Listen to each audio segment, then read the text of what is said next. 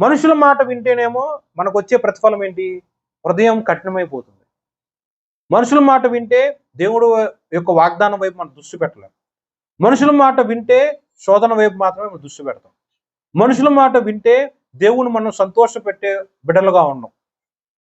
Okay, దీనికి ఆపోజిట్గా దేవుడి యొక్క వాగ్దానం వింటే మన హృదయం కఠినంగా ఎప్పుడు ఉండదు.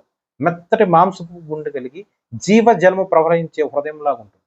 దేవుడి యొక్క వాగ్దానం వింటే దేవుడిని మనం ఎప్పుడు కూడా సంతోషపరిచే విశ్వాసులుగా ఉంటాం. దేవుడి యొక్క వాగ్దానము వింటే మనం ఎప్పుడు కూడా శోధనలోనికి ప్రవేశించాం.